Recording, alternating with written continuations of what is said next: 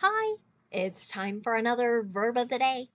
Today's verb is quote, and this verb was suggested by the viewer Luis. So, Luis, thank you so much for sharing yet another great idea. Now, let's take a moment and review some of the definitions or the ways that we use this verb. The first way you might hear quote used can mean to repeat or copy a group of words either from a written text or from someone's speech, typically with an indication that the person using those words is not the original author or not the original speaker. Related to this first definition is our second one here, to mention or refer to someone or something in order to provide evidence or authority for some type of statement, argument, or opinion. This is a particular verb that is used quite a lot in professional settings as well as in our schoolwork. It can be really important to read others' ideas, maybe their research, see the data that they have collected, use or refer to some of those ideas as we expand on them or apply them to our current environment or our own situations. Another related way to use quote can mean to put forward or describe someone or something as being a particular way. A fourth way to use the verb quote is a little bit different. It's to give someone the estimated price of a particular job or providing a particular service. For now, you should know that quote is a regular verb. If you want to form the progressive form of our verb, you're going to drop the E because our verb ends in the pattern of vowel consonant E. Right? Drop the E before we add ing, and that forms quoting.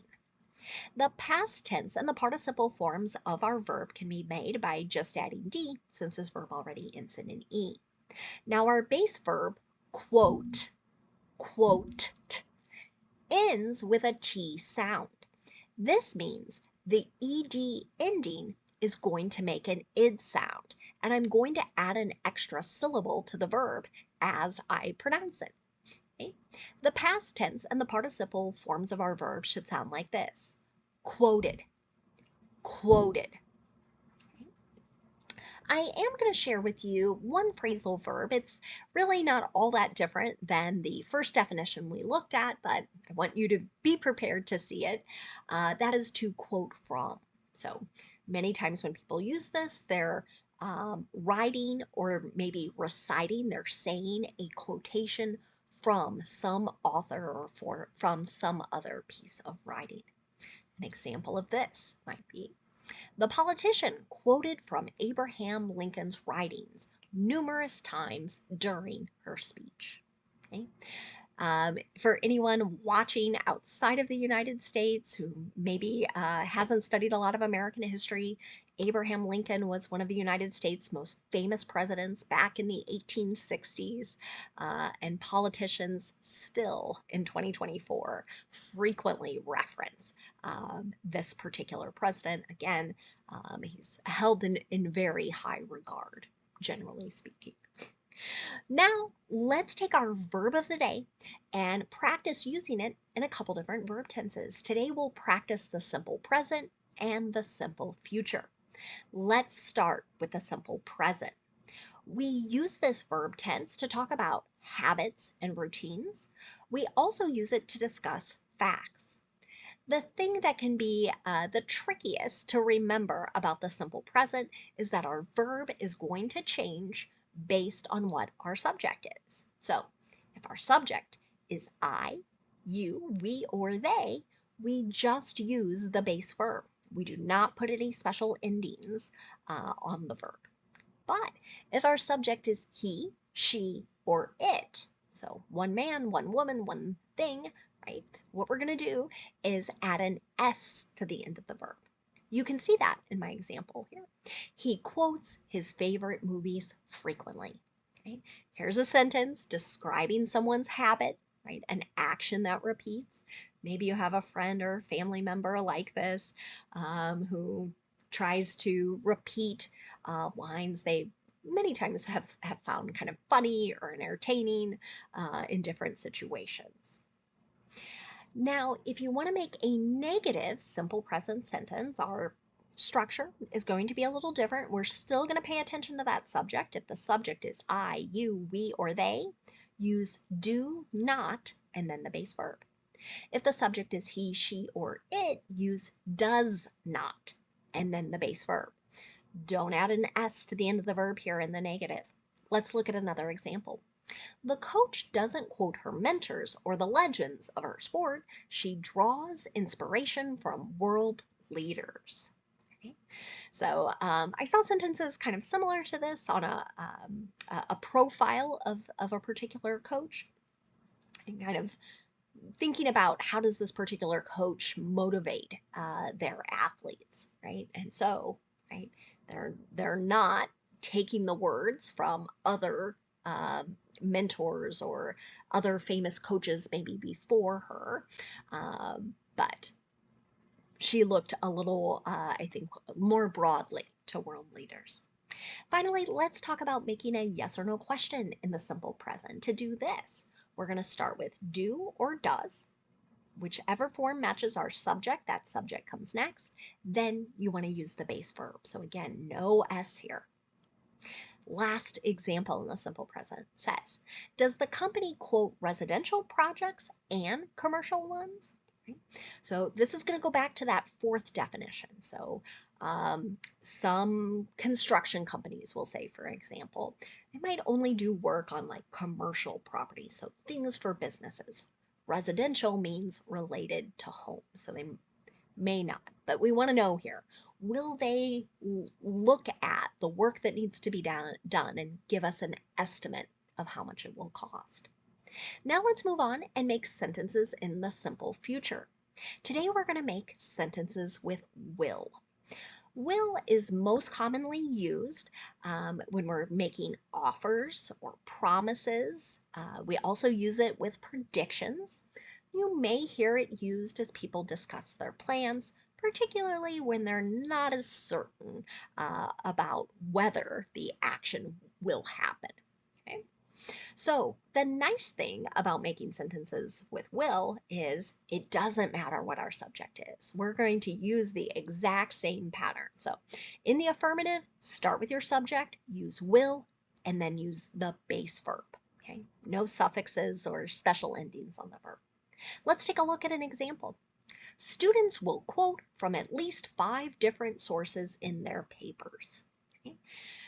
Sounds like it might be part of instructions or a teacher's plans as well. So kind of really here talking a little bit about expectations. Right? So there is this idea that they're going to be reading and using information from other individuals in their own work. If you want to make a negative sentence in the simple future, again, start with your subject, use will not, and then the base verb. Will not can be shortened to the contraction won't, W-O-N apostrophe T. An example of that. Government officials won't quote how much this entire project will cost. This usually gets people kind of upset because they think my tax dollars are going to something and we don't even know how much it will really cost. Finally, let's look at making a yes or no question in the simple future. To do this, we start with will, then we're going to have our subject, and then the base verb. Here's my last example. Will we quote this metric more frequently in our press releases? So here, someone was wanting us, or was wanting their organization, I would say, here to provide that evidence, use that information as things get shared with the general public. Now, let's move on and talk about some words that are related to our verb quote. The first word we're going to talk about is just the noun form of the word. So the noun quote can have, or does have, not can, it does have the exact same spelling and the exact same pronunciation. like our verb, the noun can have a number of different meanings.